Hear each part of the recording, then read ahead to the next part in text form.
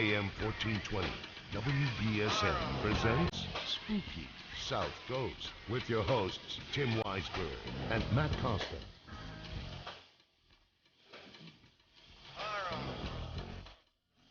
Good evening and welcome to Spooky South Coast. Tim Weisberg here, along with the silent assassin Matt Costa and science advisor Matt Moniz. Great to be back here in the Spooky Studio after missing last week myself to cover the Boston Celtics, and we all know how well that turned out. And here we are after the Red Sox-Yankees game, and that turned out a little bit better. So now we have about 50 minutes left in the show. Maybe I can convince these guys to go overtime a little bit later on. But we do have a very special guest joining us tonight. We have Karen Mossey, who, if you know anything about the world of electronic voice phenomena, you know the name Karen Mossey. And if you don't, but you've seen the movie White Noise, or if you've been to the EVP website, you've seen Karen's or heard Karen's work. So we're going to talk to her about her EVP work, as well as her new book, Spooky Creepy New England, which I'll hold up for the camera on Spooky TV. And if you don't normally watch Spooky TV during the show by going to SpookySouthCoast.com and clicking on the Spooky TV tab at the top, I suggest that you go there tonight. Because not only do we have the live chat room going on with all of our usual regulars, hello to all of you, in there for tonight's discussion, but we're trying this new thing here in the studio. We have a multi-camera shoot. So not only can you see myself and Matt Moniz here on this shot, but you can also see Matt Costa working on that shot. And this is great radio, by the way, for those not watching. And we also have the up-close Tim shot, which, you know, I don't really quite fit into. So I don't know how much I'll be using that camera. But it's going to add a little something new to the show. You know, we're trying to up the ante here. We're trying to make it more interactive for people. We want to make it interesting for you to check into Spooky TV. That last shot looked like a chat roulette shot. Usually our chat roulette shot is that picture of Phil Paleologos over there, which we don't have a camera on. So we'll try running these three cameras. Hopefully I'll remember to switch them from time to time so you're not looking at the same shot. But we think this might add a little something extra to the program. So that's exactly what you were all hoping for, more shots of our ugly faces. But that's what you get. All right, so let's get right into tonight's discussion with our guest, Karen Mossey. She's a paranormal investigator whose investigations have taken her from coast to coast. As a paranormal investigator, she's investigated many haunted locations throughout New England and the United States. And she's also a longtime member of the American Association of Electronic Voice Phenomena, or AAEVP. And she's been featured on shows such as Chronicle and The Maury Povich Show and in the Nashua Telegraph. She's also a monthly contributor for the State Line Review newspaper and writes a monthly article on haunted places entitled Voices of the Dead.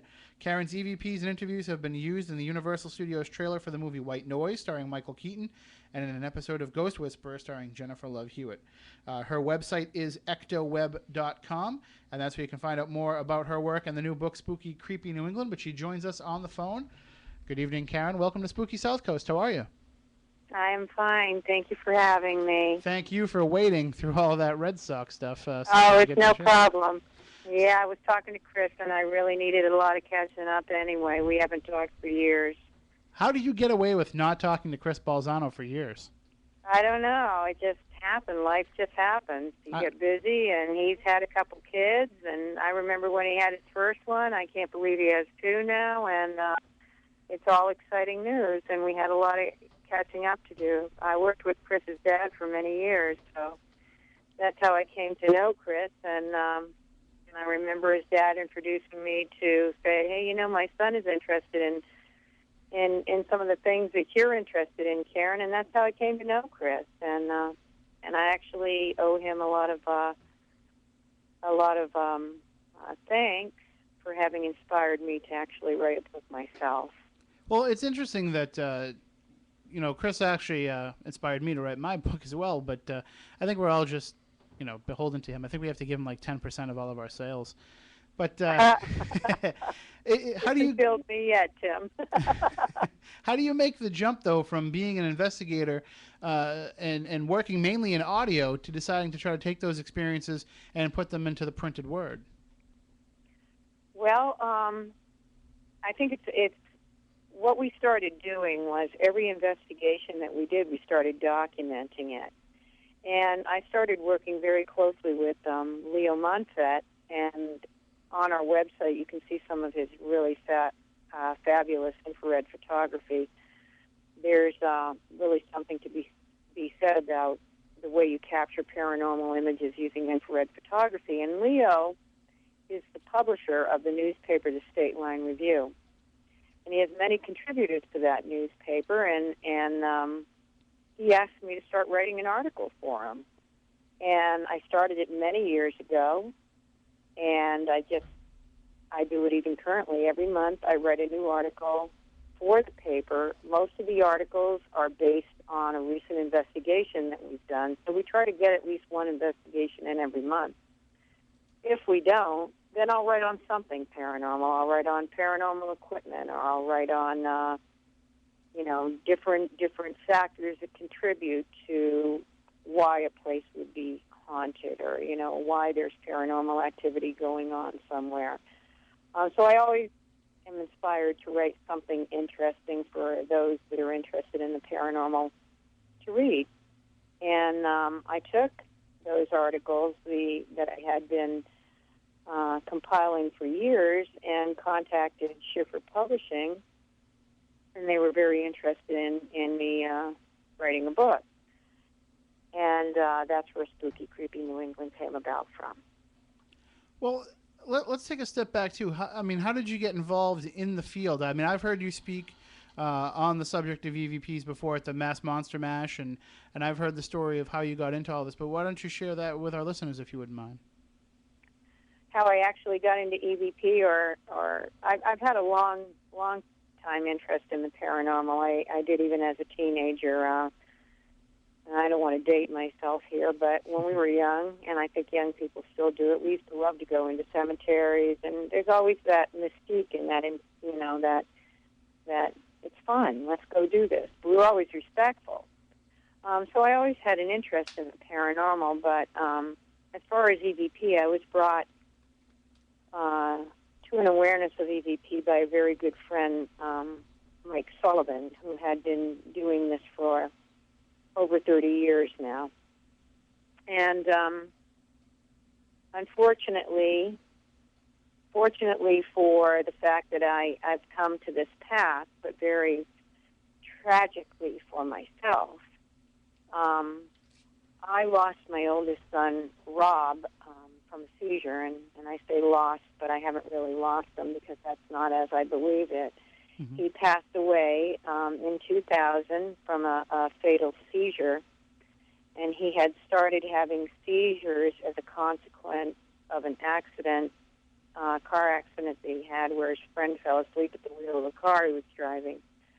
When he was 16 and left Rob with very bad head injury that, were he not 16 and great physical condition, a black belt in karate, he probably never would have survived, but he did. And he survived. He started having seizures, and he lived a normal life as best it could be, despite the fact that he would have breakthrough seizures. Even though he was on Dilantin to try to control them, he would still have breakthrough seizures.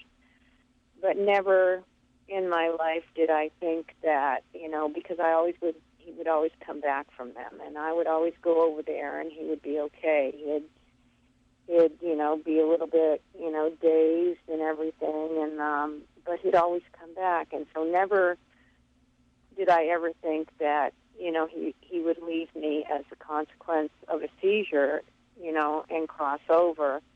But I think he knew, because there were many times when, I'd be driving in the car, and Rob, he enjoyed smoking his cigarettes, and he'd smoke a cigarette, and I'd say, for goodness sakes, Rob, will you please just stop smoking?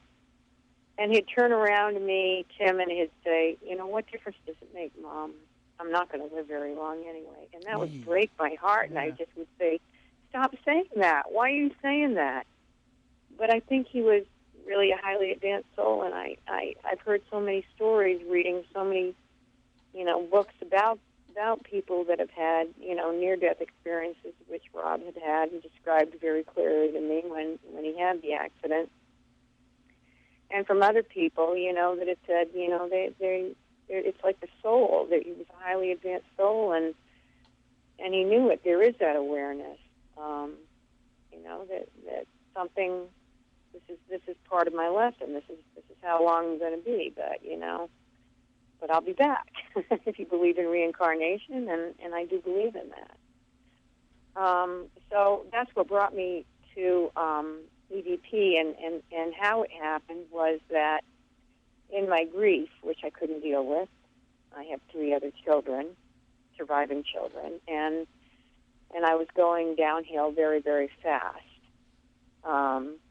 and not able to cope. I returned to my job, but I didn't want to talk to anyone, and I wasn't doing very well at all.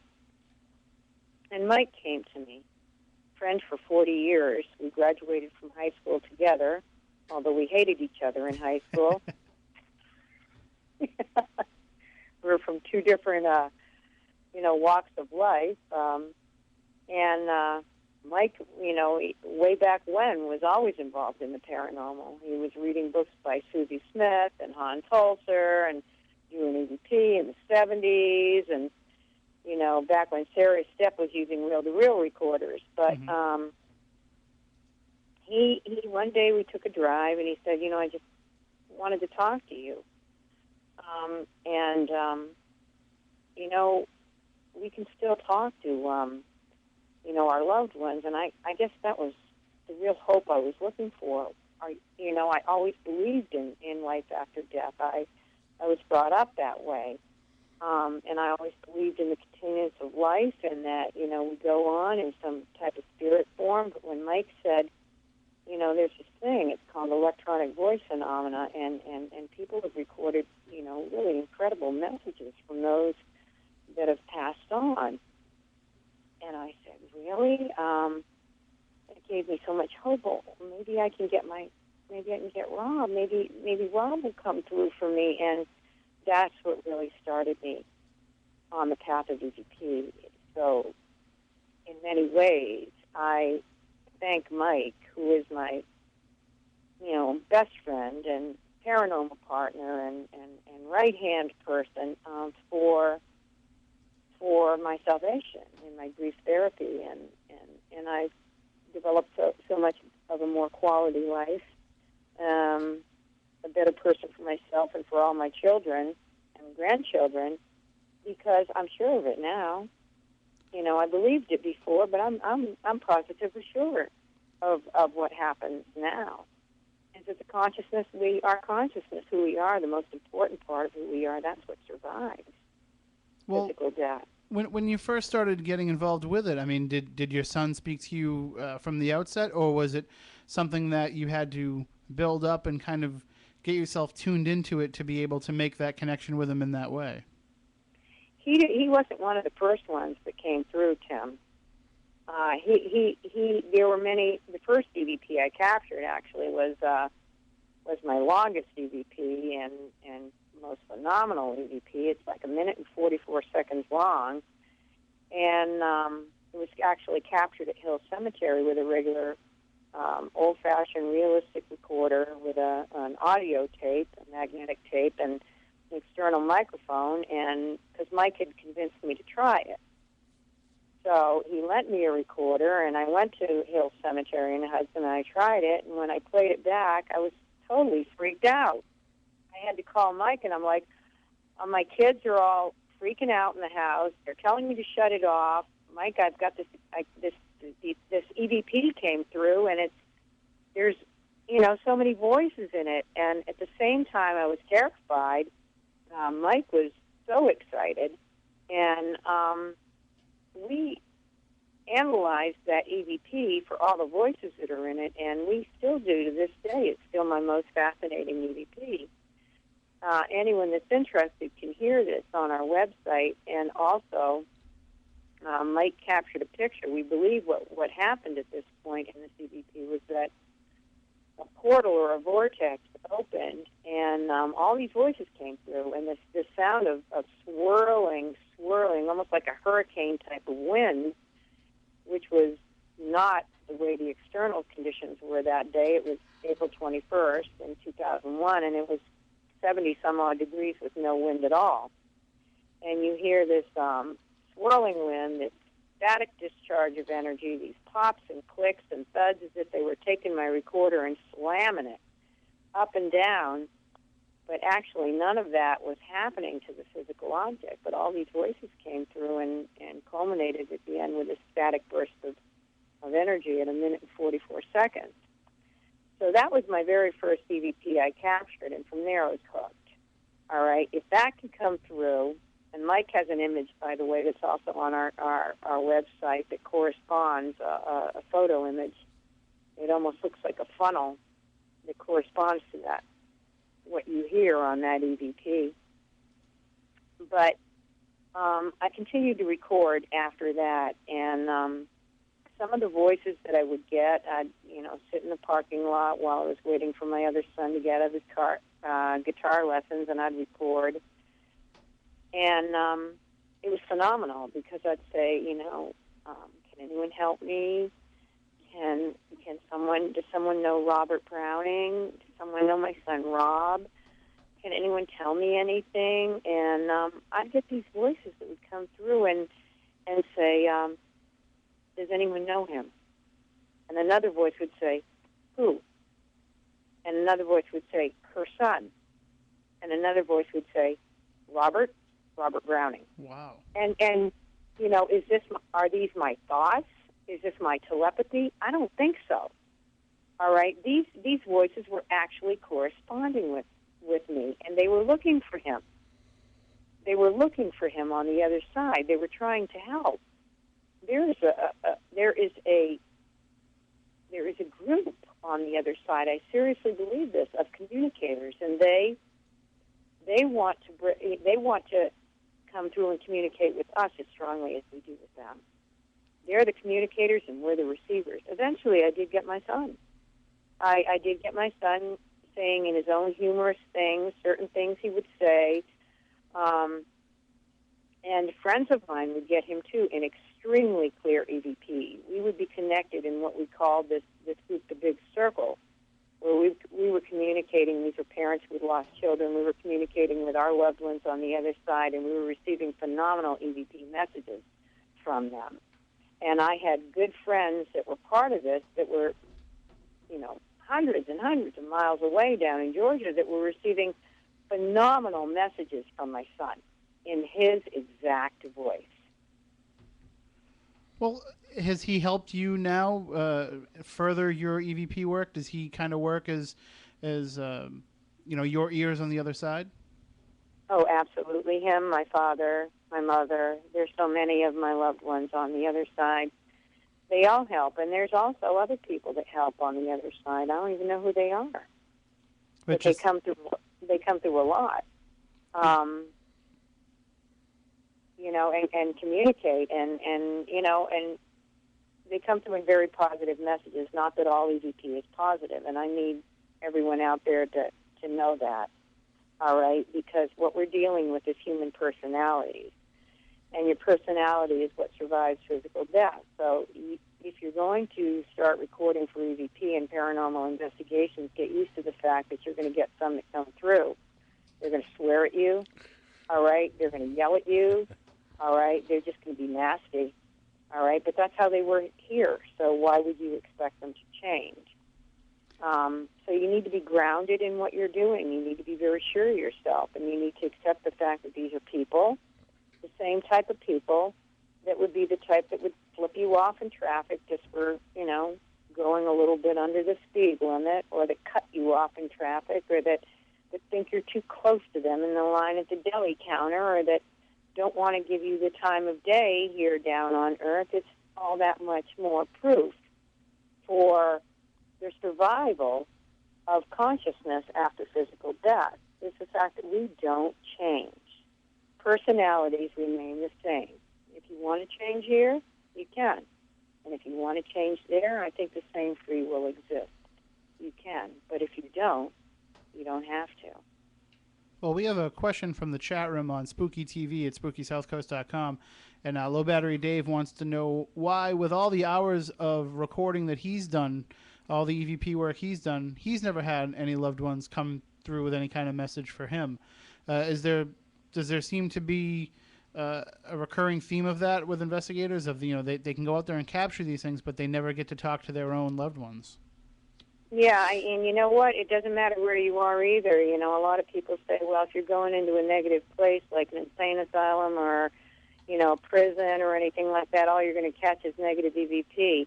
I cannot agree with that, because I believe that sometimes my loved ones follow me into some of these places just as extra protection or whatever. And we have had we've had children's voices come through. So I think persistency pays off. You have to be, you want to specifically get in the right frame of mind. When you're recording for your loved ones, I think it's important to be relaxed. It's important to have love and thought in your heart and your soul, and to reach out to them in that same, that same tone. Reach out to them and ask them, if it's possible, do you think you can come through? Can you give me a message? It's Christmas. Can you, Merry Christmas, Dad, or Merry Christmas, Rob, or, Happy Easter? And, I've done things like that, and I've gotten EVP messages back, and although they don't specifically introduce themselves, you can tell in the inflection of the EVP that it's your loved one. Well, and sometimes, though, too, when your loved ones are around you, they might feel like they don't need to, let you know in that way. Maybe it doesn't have to be a vocalization to let you know that they're there. That is exactly true, all right? And trust your intuition, too. I've had so many things happen to me. They can give you a sign. They can make things happen. I remember one story, which I'd love to relate to you. It's a little bit off the subject of EVP, but everything's tied together here. EVP, applications, them putting things in your path, your intuition, deja vu, all this stuff. It's all part of things that involve parapsychology, the paranormal, the supernatural. One day I was going for a jog, and I had what I called him a bad Rob day. Okay. Still, it's been 10 years. Still, I get in the funk. And I have a day where I miss him so much, or I miss my father so much, that I can't seem to get out of that low state of breathing. And so I was running, and sometimes when I run, I talk out loud. And I said, I'm sorry. I know that when I cry, and I know that when I'm really sad, it pushes you back, and, you want me to be happy, and I know that. But I just want to let you know that, I really am really missing you. And at the same time as I was running, the car went by going in the same direction I was going. And I looked at the license plate, and the license plate said MISSU. Oh, wow. Miss you. And as I was running back, I said, oh, gosh, thanks so much. You got it. All right? You know that I'm missing you, and you miss me, too. And it just lifted me up, and it made me so happy. And as I was running back to work, I looked down at my feet, and there was something gold on the ground. And I stopped, and I picked it up, and it was the strangest coin I've ever seen. It had no words on it, on either side, no words, no date, just an angel in the clouds on each side of it. And all of that happened in one experience. So, yes, it doesn't have to be EVP. It doesn't have to be a picture. It can be these signs. It can be your intuition. It can just be a sense that they're around, a smell. My son was a cigarette smoker. Sometimes I smell smoke, and none of us in the family smoke. And I say, oh, you know what? Hey, Rob, Or sometimes the dog can be barking at nothing at all. And animals are very sensitive. And I'll say, "Oh, Merlin, what are you barking at?" And, I'll say it must be Rob, or it must be Dad or Mom. "Hi, guys." And I'll just open my arms and hug, and he'll stop barking. And I think that that's what they're looking for, an acknowledgement. "Oh, she got it. Great, we'll keep doing it."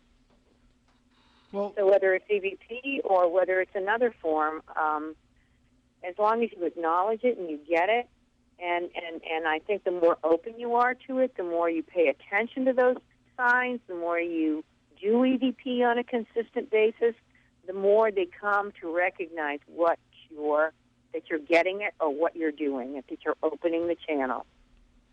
well, one of the things that I want to ask you about, because it kind of goes along with what you just mentioned about how it doesn't have to be EVP that they communicate through or make their presence known through. And one of the things that I found interesting in the book Spooky Creepy New England is you talk about a member of your team who uses bottles and the reflections within bottles, and I thought that was fascinating because I'd never seen that done myself. Oh, yeah. And, he just started experiencing this. We both read Sarah Estep's book, Voices of Eternity.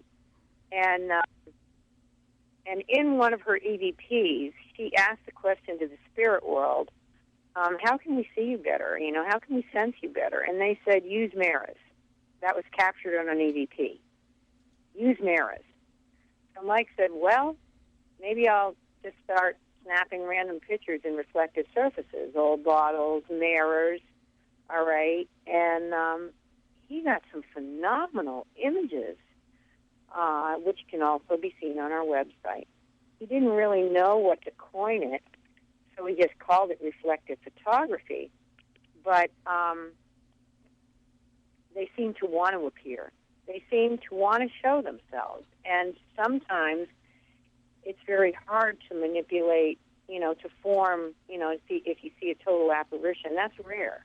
Mm-hmm. All right? So how can we see them better? Well, maybe infrared photography is a really good thing. Now I know they're using a lot of the thermal imaging and, spectrum and stuff, things like that. But we've captured some phenomenal images just by photographing into reflective surfaces. That are perfectly clear. No, it's definitely something that I'm going to look more into and we can try. Because I know I got a ton of old bottles kicking around. I like to collect those things. So to have an extra bonus use for them. And it just goes to show you, everyday items can be used in a paranormal investigation. Well, you know what? It's kind of like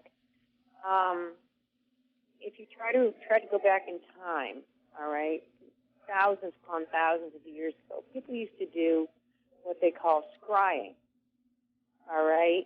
And you would have these priests or these mystics back in the Greek times or, even before that used to go and seek contact with the afterlife by gazing into reflective pools of water, all right? And in modern times, you get psychomantia, all right? And I don't know if you've ever heard of Raymond Moody and what a psychomantium is, where you sit in a chair and you have the candle behind you, just minimal candlelight, and you're gazing upwards so that you don't see your own reflection, all right? But you're gazing up into a mirror.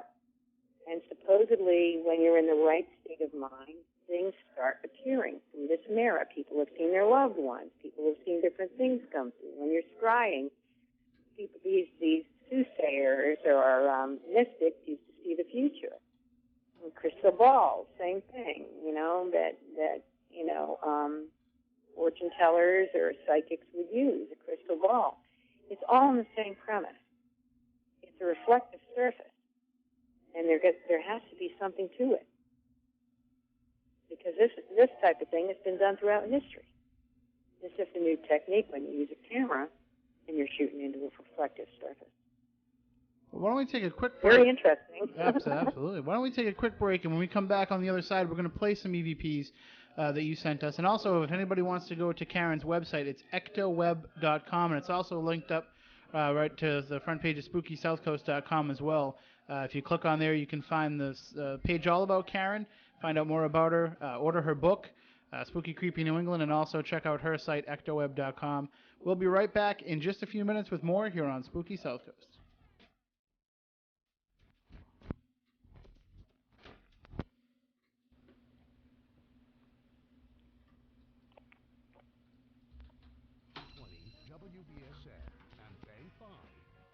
And appreciate all the hard work our children's teachers do all year long. So every month, we select an amazing teacher as the WBSM Teacher of the Month. Nominate one today at WBSM.com. The winning teacher receives a beautiful bouquet of flowers from Trueland Nursery, a plaque from Dartmouth Gifts and Engraving, a fruit basket from Amarillo's Market, $50 gift cards from the Ruby Room, the Pasta House, How on Earth, and A&A Jewelers. And the entire class wins a pizza party from Domino's, home of the new inspired recipe.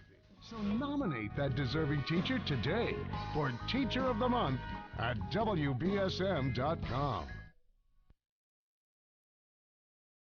You have a mission. It's no collision. Hold the phone. Don't text. You're angling to be next. Brothers and sisters, you won't see it coming. You're off the road. Your life explodes. It's not worth it. Don't do it. You only think there's nothing to it.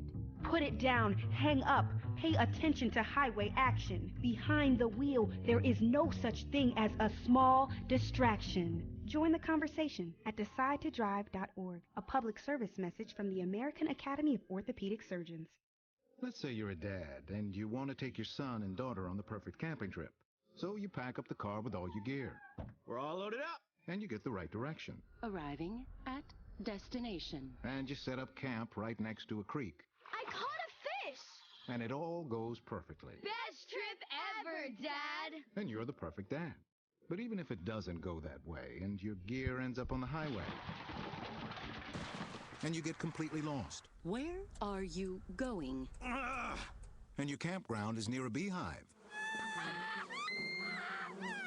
It can still be the perfect camping trip because kids don't always see things the way you see them. Best trip ever, Dad!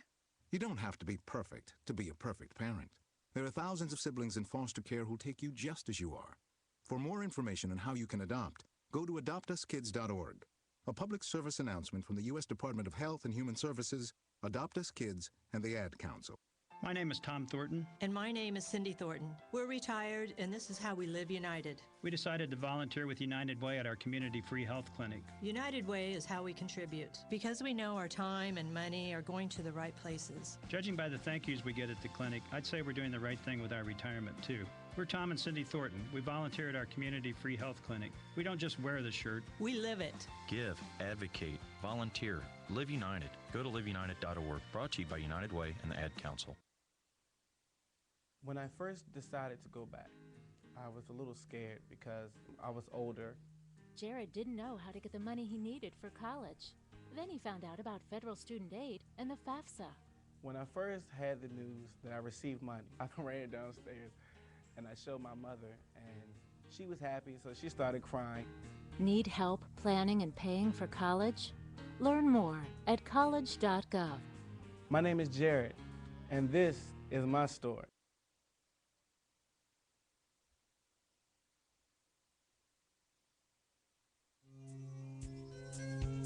Turn on all your lights, lock the doors, and pull down the shades. Spooky South Coast is back. All right, welcome back to Spooky South Coast. Tim Weisberg, along with the silent assassin Matt Costa and science advisor Matt Moniz. We were talking about electronic voice phenomena with our guest, Karen Mossey. She is the author of the new book, Spooky, Creepy New England. Just a real quick reminder for everybody, if you are listening on the radio and you want to check out Spooky TV, but you can't watch it live, you can always watch the archive video on our Spooky TV page and also on ustream.com as well, or ustream.tv. Either one will work. And now you can see we're trying the new multi-camera setup here tonight, so you can send us an email at spookycrew@spookysouthcoast.com. Let us know what you think about that. And, of course, the regular archives are always available from spookysouthcoast.com, as well as iTunes and wherever else you get podcasts. And my new blog, Tim's Take, is I still haven't put up last week's show because I'm still waiting for Matt Costa to give me the copy of it so I can listen to it and upload it. Are you afraid to give it to me for some reason? Are you afraid to find out what Tim's Take would be? Yeah. I listened to the show. It went fine. Everything was great. And so we'll be here next week for the End of the World. apparently, on May 21st. So we'll be here to celebrate that with you. We'll all go out in style. And then the week after that, Whitley Strieber. You know him as the author of Communion, and he runs the website unknowncountry.com. He's going to be joining us. Very excited about that. And a whole bunch of other great shows lined up. I got some interesting books in the mail over the past few weeks, and I think we're going to have a great summer here at Spooky South Coast. And don't forget, too, Tuesday nights at 9 p.m. on Spooky TV is Spirit Connections with Tiffany Rice. You can watch her show every Tuesday night at 9 o'clock and interact with her in the chat room there. She had a great show this past week with Tracy Bjork of Spies as her guest, and she's got all kinds of things planned for the future. And again, if you don't get to watch that live Tuesdays at 9 p.m. on Spooky TV, the archive videos are always up as well. One more quick thing to plug. My son's Little League fundraiser. Folks, he's falling behind here. Come on. We got to raise some more money for Wareham Little League and for Nomar Garcia Parra's charity. If you go to my Facebook page, Tim Weisberg on Facebook, there's links up there to his page to make a donation. And I'm offering a prize pack to the top donation, which currently is at $100. Thank you, Richard. And it's you'll get a signed copy of Ghosts of the South Coast, a Spooky South Coast TV, bumper sticker, pens, whatever else I can find in my house that I'll give to you. Matt Costa will come and produce a radio show for you. Matt Moniz will come and wash your car and grill you some meat. You know, it's you can't beat it. And Rick Hayes, the Rick Hayes autographed DVD will be in there as well. So just go to my Facebook page and click on the link and donate any amount, please. It helps the league. We need benches. The kids are sitting on the ground sometimes. So anything you can do to help is much appreciated. But now let's get right back into the EVP talk with our guest, Karen Mossey. And Karen, we have some clips that you sent over tonight, and Matt has them named by the way that you sent them to us. And if there's any in particular that you think we should start with, just let us know. Okay. Wait, you might want to play the I Love You. I think that's, or Love You. I can talk about that one a little bit. Is that the world famous I Love You? Yeah. All right, let's play that one then, Matt.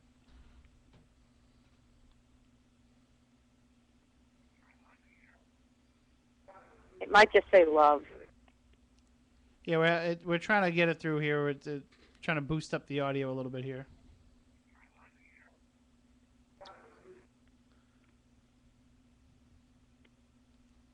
We haven't. Yeah, I think we're going as loud as we can go. But that's the one that we hear in the trailer for White Noise, right?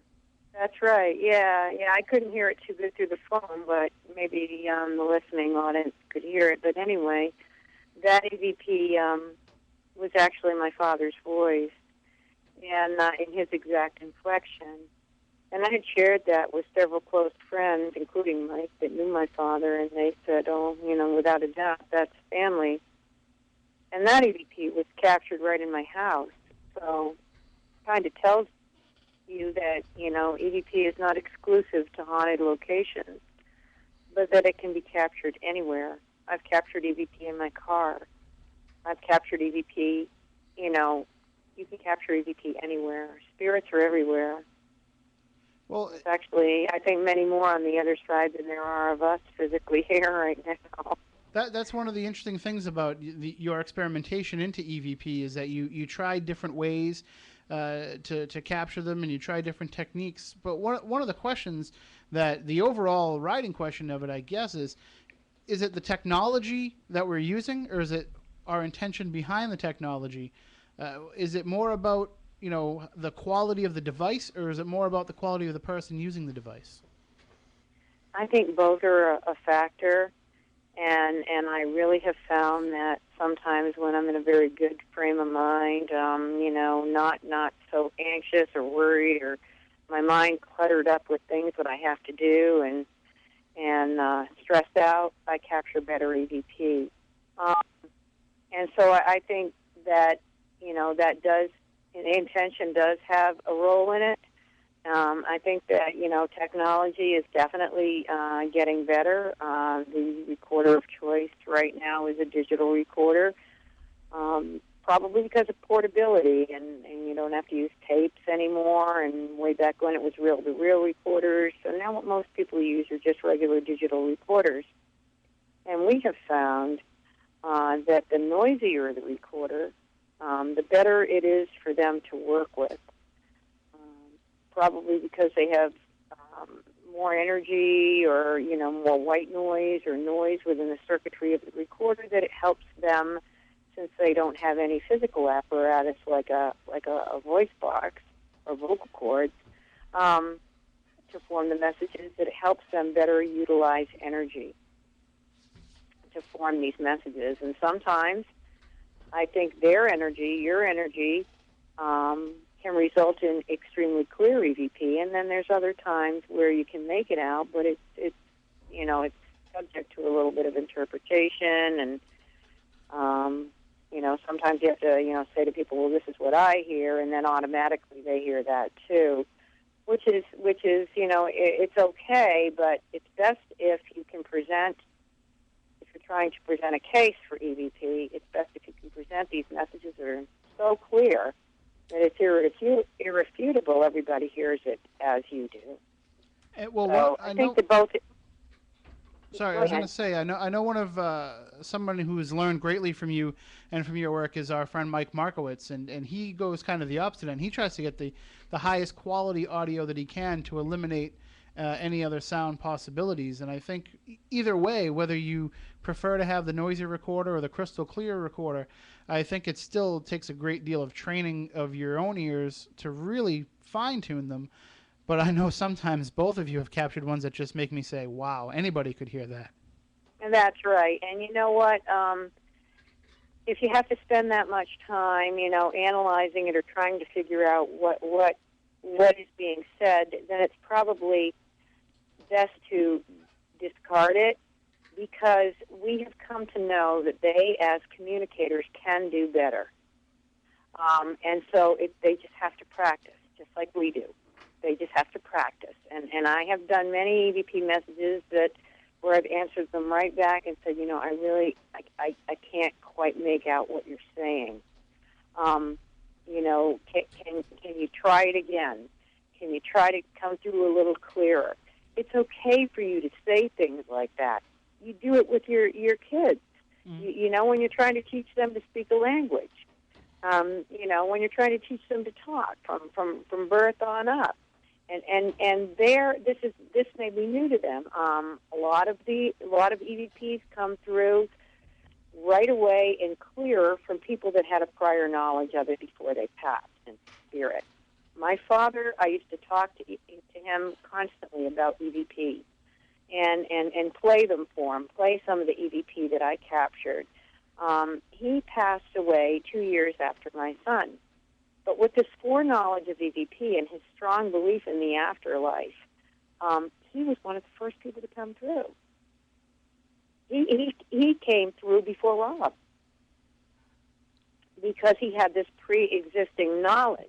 Kind of a user's guide almost already. Exactly. Okay. It's Care, and she's trying to get through to me. Okay. Let's see how I do this, because I know what she's trying to do. So, I think it's a pre-knowledge of this before you cross over. It helps enable you to come through. And there's so many aspects, Tim, to EVP that, we could make this a 2-hour, a 3-hour show. I'm sure a lot of the listeners and the people in the chat room will know that they get EVP that are completely nonsensical to what the question they asked. All right, or they can be in a haunted location and get something that's related to the location they're in, but it's not interactive. So you can get EVP that are residual, you can get EVP that are real time, that are reacting to you in the present circumstances that you're in right away, or EVP that are just imprints. They're out there. They play over and over and over again. Or it could be conversations between two people that existed a long time ago. There's just a lot we have still to learn, and a lot of aspects to this phenomena. Well, now when you're out there and you're investigating and capturing EVPs, what technique do you take when actually out in the field? Do you listen to them real time? Are you trying to be able to hear what they're saying so you can better interact with them, or is it something that you find later on? Because I found that if I can hear it with devices like the Shack Hack or a Frank's Box, I can kind of lead my investigation based on what I'm hearing. or would you prefer to rather just listen to everything afterward? I usually what I'm using right now is digital recorders, and I usually hear them on playback. On some occasions, we have actually heard them live. It depends on the amount of energy that's there. We have done investigations. We did one in Plastow, and we all heard a live voice come through. We all heard it. And this was without any playback, without a digital recorder or anything. We all heard it with the naked ear. So I think that sometimes you can even hear it live. But my method of choice right now is the digital recorder, and I listen to the EVP that I capture on playback. And are you talking like just a run-of-the-mill digital Sony or Olympus that you'd buy off the shelf in a Walmart, or is it something a little bit more serious than that? Well, way back when Mike and I first started doing this, and before the release of the movie White Noise, which really put EVP to the forefront, there were recorders out there made by Panasonic that were readily available and on eBay, and they were the Panasonic DR60s, and I'm sure everybody's heard of them. Mm-hmm. And Mike and I were able to get them, and we were able to get them at a decent cost. But once EVP became very, very well known, then people said, well, you know, what recorder was that captured on? Oh, it was recorded on a DR60. Those are notorious for capturing ghost voices. And the prices of those went up, out of control. One just recently sold on eBay for $500, $495 or something like that.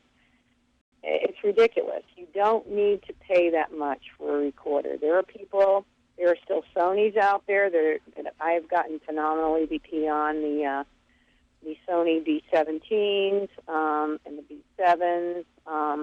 There's still really good recorders out there, Olympus recorders. And some people get phenomenal EVP on recorders that, they just pick up a recorder and they seem to get phenomenal EVP. Maybe there, again, that's their intention. Their strong psychic ability that's able to help channel these spirit communicators through. So, there are recorders that are notorious in EVP for capturing voices, and they seem to get them all the time. But I think that, any recorder can get them. I find that the ones that are a little noisier gives them a little bit more to work with. Well, my favorite are the people who, complain about the sound quality of their iPhone and how, their calls don't sound good, and they have all these audio problems when making a phone call, but then they'll use the iPhone to go out and capture EVPs. And it's like, well, yeah. It's kind of the same microphone there, so. Yeah. Well, if they're getting them, and I certainly, stranger things have happened. I'm open to all of that. People have gotten EVP that have come through on their answering machines, their cell phones. With technology ever advancing, I wouldn't be surprised if they come through on Skype. There's so many avenues. They're learning too. They are learning technology too. And whichever way they, way back in the olden days, they used to come through. There used to be messages that used to come through on the old-fashioned computers, and no one ever typed that. And they will find a way. They will find a way to get through. But we know they can do it, and with the advances of technology, we know they can do it even better. And I think that in the future we'll find a breakthrough. We'll find something that will break through. All right, well, I think we're going to go a little bit over time tonight because we do have a few more EVP clips that we want to play. We think we're going to be able to play them. But before we before we do that, we do have to take a break, so we're going to pause 10 seconds for station identification, and then we'll play some of these EVP clips. We'll open up the phones, too. I think we could probably get Matt and Matt to stay for a little while longer. Even, I'm the one that drives, so they can't leave till I do anyway. All right, so we're just going to... No problem. I want to make sure that we can get as much of this out there to people. So why don't we pause 10 seconds for station identification, and then we'll be right back talking more with Karen Mossey about EVPs and her new book, Spooky Creepy New England, here on Spooky South Coast. First with local news, talk, and sports. This is... Okay. First with local news, talk, and sports. This is WBSM New Bedford, Citadel Broadcasting, AM 1420, WBSM. There we go. We have to do that by law, and too often I forget to do it. So sooner or later I'm going to end up having to foot the bill for some fines. So I want to make sure we got it in. All right, well, why don't you let us know about another EVP that you think we should play for the audience, and we'll see if we can get it to come through loud enough. Okay. Trying to look at my list that I sent. Why don't you play that one entitled Crazy and see if that'll come through? It's not the Gnarls Barkley song, because that's what's probably on Matt's iPod under that. All right, here we go. Crazy.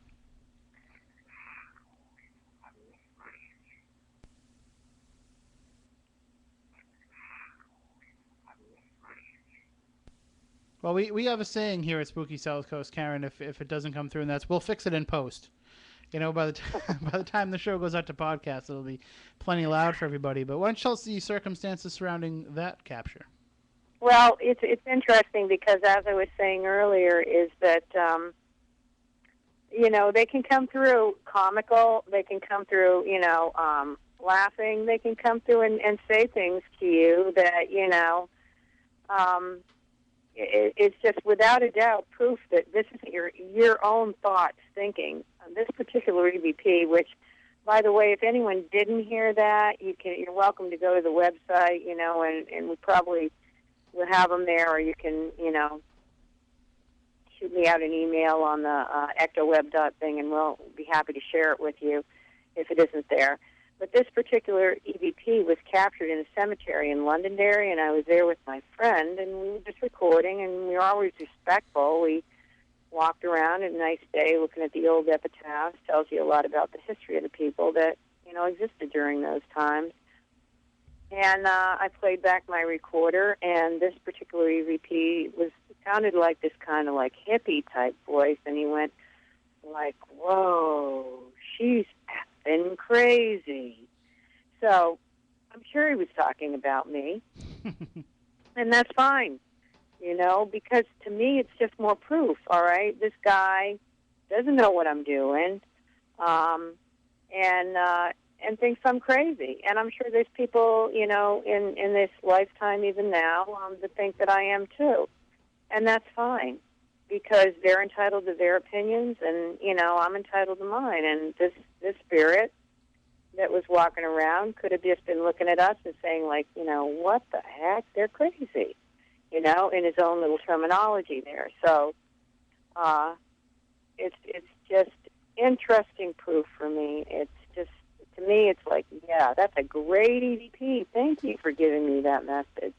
Well, I find too that I like when they drop the F-bombs, because that means that there's very little chance of the skeptic saying, well, that's just a radio broadcast bleeding through, because usually you don't hear those kind of words on the radio.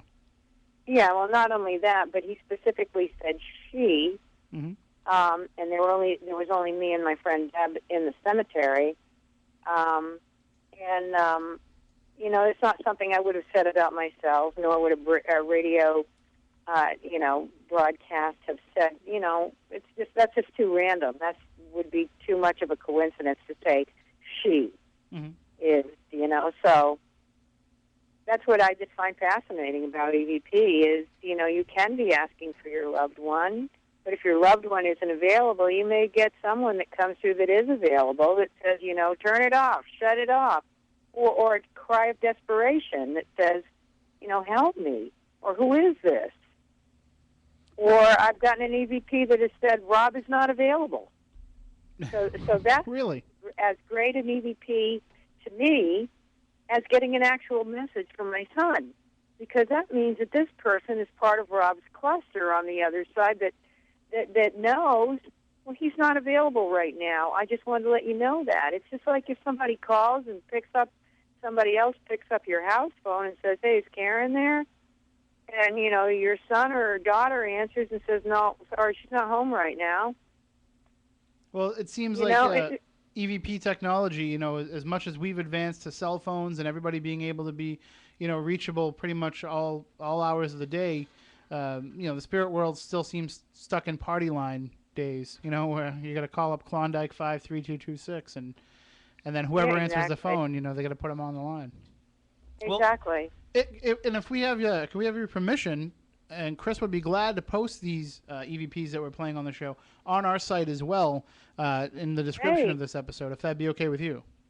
That's fine. There we go. That's so absolutely fine. Anybody that's having trouble hearing them tonight, you know, you can go back to that page and check them out. And also, we're going to add them into the podcast, so it'll be easier to hear that way. Is another one that you think that we should play for the audience? Well, what I'm trying to do is get a good, you know, get a good variety here and show you what they can do. Mm-hmm. All right. So I've shown you how your loved ones can come through in the I Love You EVP from my dad. I've shown you how they can come through and be funny, comical, a little insulting, like they did when he said you're you know, she's effing crazy. So maybe you could play that one that's entitled Deep Freeze. Okay, so he's going to find that one. You ready? Yep. Okay. Oh, yeah. One more time. And what were the circumstances around that one?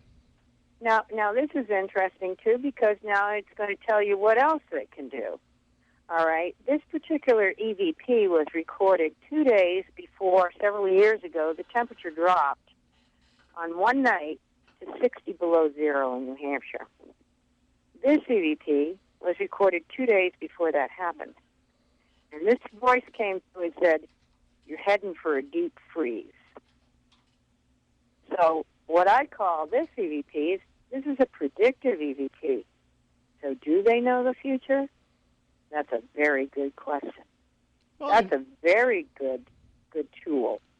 Can they tell us things? Should we pay attention?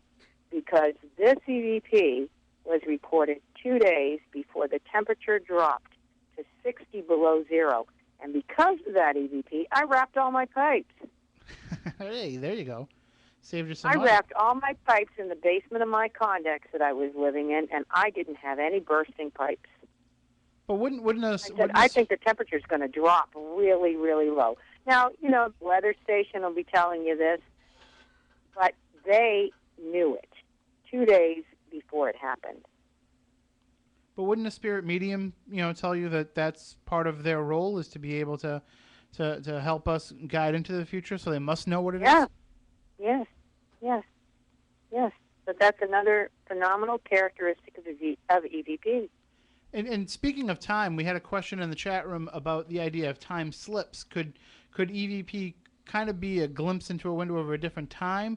I know that, you know, you've had a number of them that have directly interacted and answered questions that you've posed, but do you ever hear ones that could just kind of be coming from out of the ether from another time or another place? Oh, all the time. All the time. When we went to Gettysburg, we got phenomenal EVP that said things like, here's what one said, which isn't part of the EVP that I sent you, but it said, Severy, I told you, the rebels must be squashed. All right? And that was just randomly recorded in one of the battlefields. So these voices are called residual or imprints. This was said at one time or another 100 years ago during the Civil War. Sound energy is out there. What's said is said, all right, and it's floating out there somewhere. But we seem to think that the power of the emotion, the trauma, the forcefulness of the emotion makes it more readily come through on residual or imprint EVPs. However, there's nothing to say that 100 years from now, someone could record an EVP. I'm sure the technology will be much more extreme. That might have my voice on it. Who knows? All right, or you know, be in a place where a murder happened and have a scream come through, or you know, say, "Dear God, help me," or something like that. So these type of EVP do happen, yes. Well, you mentioned a place where there's been a murder, and in your book, Spooky Creepy New England, you mentioned your investigation of the Lizzie Borden Bed and Breakfast in Fall River, and of course, we were there when Luann from Whaling City Ghosts captured some of the best EVPs that I've heard in that location, including the old F-bomb directed at me. And what we think is Lizzie Borden's voice, and it sounds like you had some pretty good experiences there as well. Oh yeah, we did. Yeah, we did. Although when I slept in the room where Abby was hatcheted, and I slept like a baby, and I slept right on the side of the bed where her body just was laying right there, right next to me. That's where she was actually murdered, and I slept like a baby. I don't know. I just slept very comfortable there. We experienced plenty. We got plenty of EVP while we were investigating and recording, but when I actually fell asleep, which was for a very little short period of time, I was maybe overwhelmingly tired, but we had a camera set up in that room on that spot. Nothing happened. But we did get phenomenal EVP. Yes, we did. And what were some of the messages coming through? If you go to our site, we have a voice that sounds like a woman, and it's almost like humming, and the historian that walked us through the house said, of course it may be a little dramatization here and there, but they said Lizzie was singing even after Abby was laying dead upstairs, and she was humming and singing and eating her pears in the barn, and as if nothing had happened. And we actually captured this female voice. It was actually, humming, a little bit of humming and singing there. So who knows? Well, in the book, you mention a number of cemeteries that have pretty good reputations of having activity happen, and one of them is called Vale End Cemetery, and Chris tells me that there's something very interesting about that place. Oh, Vale End Cemetery, yeah, that's supposed to be the place of the Blue Lady. Mm-hmm.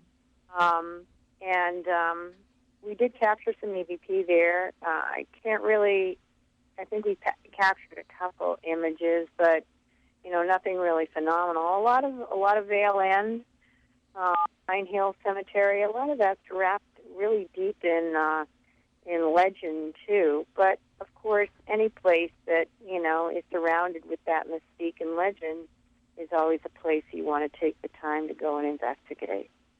And always do it, respectfully. I really have to tell you that, because police do, for anyone that's out there that, is really interested in paranormal investigating, it's really important to be respectful of the dead, or are they dead?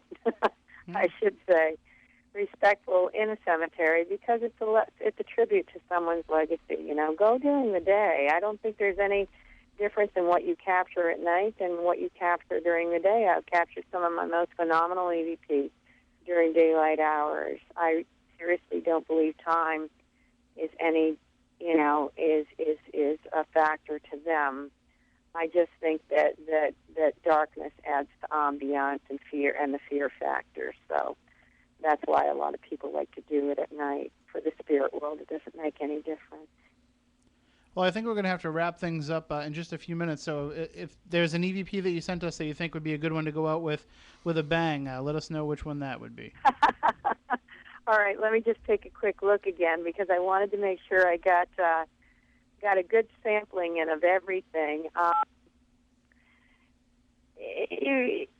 And there's two, but there's one that I wanted to share with you. Maybe I'll do this one. All right, it's called Barking. Okay. And this is just to show people that you can get the sounds of animals through EVP. And this EVP was recorded at the Tenney Gatehouse in Methuen, Massachusetts. And the Tenney Gatehouse was a center entrance to Gray Court Mansion, which was on top of the hill. So all the visitors that would go up to Gray Court had to proceed through the Tenney Gatehouse in order to get there first. So it's probably highly likely that at one time there might have been a dog there. But right now, the Tenney Gatehouse is the Methuen Historical Society, and it's a lot museum. So at the time we investigated, there was absolutely no animals present. But this EVP was nevertheless recorded. Well, let's give it a try. Oh, wow, yeah. One more time. Oh, yeah. That's either it's either a definitely sound of a dog barking or Moniz is hungry. Sounds like a dog sound. He's picking out the What'd you exact say? breed. To me, Matt's stomach growling. But and one of the things that we might take for granted, though, when we're in an investigation is the sound of an animal. You know, you might hear it and be like, oh, that's just a dog, and not think that, you know, there might not be a dog anywhere nearby. Well, there wasn't, because this is a museum now. It's the Methuen Historical Society, and this investigation was late at night, and streets around it, the windows were all closed. It was like in colder season, and the street was very quiet. There was nothing out there. And here I am thinking the only ghost dog was Forrest Whitaker. All right, why don't we play? What was that last one that you wanted us to play? The one that you were thinking of before? I really wanted to finish it with a bang, all right, with a really terrifying EVP. This EVP I wanted to share with everybody out there because it is incredible. It wasn't actually captured by me, but I'd love to play it as an example of an EVP. It was captured by my good friend Lori, and this was actually captured in a residential home, a modern home, all right, not even old. And we were sitting in the breezeway, and you'll hear her ask, you know, what is your name and what is the object in front of me? And we were just all sitting in the breezeway. We had the doors all closed. We had the recorder going, and Lori had said to me, "What should I ask?" I go, "Well, why don't you just ask what their name is, and put an object in front of you, and ask them if they can identify the object in front of you." And you will hear this horrific scream, as if someone's in an accident or someone's getting hurt. And you hear the scream, and then you hear, "Let me out of here." And then these heckling voices in the background. So it's just really a phenomenal EVP. It may come across a little loud, but it just shows you what you can capture. It doesn't have to be in a haunted location. What the heck was this? So it's very interesting. All right, let's see if we can play that one. What's the title? Scream. All right. You all set, Matt? You got it? All right, let's try it. What is the object in front of me, and what is your name? Give a message for us. Thank you.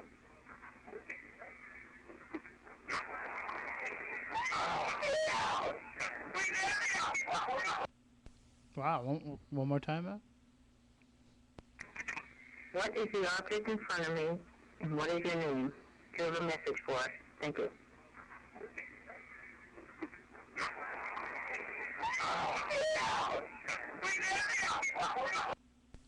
And what exactly does it sound like they're screaming? She asks these two specific questions, and you hear this horrific, like, tormented scream come through. And yeah, I hear her say, "Let me out. Let me out." And then there's like these heckling voices that, you know, they're like, oh, or whatever after. And there was just me and three other people, her, me, and two other people in that room. And this was in a perfectly modern house. That defies explanation to me. What was that? Well, when you have an experience like that... Thing happen on the land? When something like that happens on an investigation, where an EVP like that is imprinted, are you ever able to like time sync it at the same time that maybe somebody in the room gets a shiver down their spine, or there's some other type of activity that happens? Do they ever corroborate with other outward signs? Because that seems very forceful. So it's like whatever was making that sound imprint also might have had the power to do something else at the same time. Exactly. That's a very good point. I didn't notice any of that. We didn't observe that. We were so terrified by what we had just heard. We were actually at a birthday party, and we were talking about EVP because Lori is very interested in it. And we decided to bring the recorder in the other room and separate ourselves a little bit from the birthday party, and we just recorded an EVP, and that is what came through. It's just phenomenal, and it's just so forceful. Like you said, it's just so forceful. And And I have found that when I listen to these EVPs, it's almost like I feel that emotion. I can close my eyes and I can almost picture something that's happening. And I think the more you do this, the more you deal with the spirit world and the more you communicate with them and the more involved you are in this, the more it starts to happen. I just think you become more in tune with it. And I certainly agree with that. That seems to have been my experiences. Well, we thank you for joining us, Karen. I'm sorry that we couldn't go the full 2-hour show, but hopefully you can come back again with us sometime and we can talk more about EVP and we can talk about some different theories and some different approaches to it. And I like the fact that in Spooky Creepy New England, you do have some protocols laid out for investigators that might just be starting out. So it might be worth picking up just for that for some people. Right, yeah, and all these are factual cases, and, that we've actually been on, and, I suggest to anyone who might be a disbeliever, although I think that most that tune into your show, Tim, are believers, is to try it, but make sure you're grounded and don't take it personally, all right? Just like you wouldn't take it personally from someone who was just in a bad mood out there and cut you off in traffic or, just did something nasty or, was acting in a bad way. Just don't take it personally, if you get a message that is less than desirable. So this is all stuff we're trying to do to just, find out what's going to happen to us. We're all going there someday. And so the pleasure of being on your show was all mine, and thank you for having me, and I sincerely enjoyed it. Well, I'm sorry it took this long, and hopefully you can come back with us real soon. Okay, you take care, and good luck with your son's baseball event.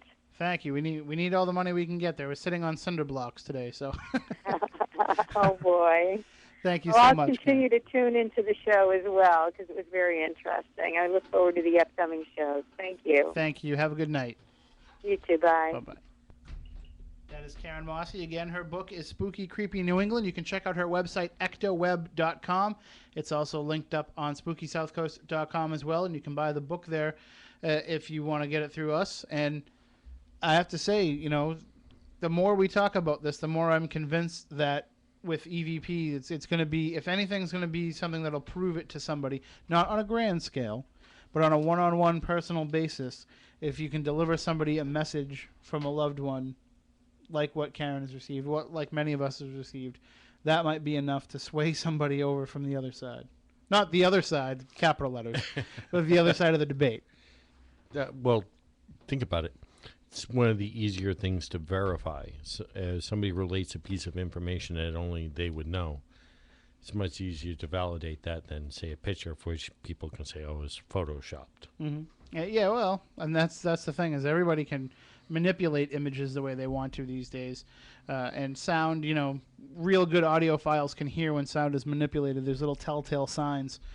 So it's definitely something to keep in your tool bag if you're a paranormal investigator. You want to make sure that you always bring that recorder with you. Be like Karen. Bring it with you everywhere you go. Don't just reserve it for investigations. So, all right, well, we got to get going here because it's way past our bedtimes. But we'll be back next week to celebrate the end of the world, May 21st. And it just so happens it's a Saturday night. I think when they decided to make that Armageddon, they decided, let's make sure that if we are going to lay waste to the entire world, let's make sure that we know exactly where the Spooky Southcoast guys are at that time so we don't miss them by mistake. So we'll be here to talk about that. And then the week after that, Whitley Strieber will join us. You know him from his book, Communion. We're going to talk to him about his abduction experiences for sure, as well as his new book and a whole summer slate of shows coming up. So you want to stay tuned for all of those. Remember, Spirit Connections with Tiffany Rice, Tuesday at 9 o'clock on Spooky TV. And then we'll be back here right here Saturday night at the same time. So until then, from Matt Costa, from Matt Moniz, for Chris Balzano, I'm Tim Weisberg. We want you all to stay spooktacular.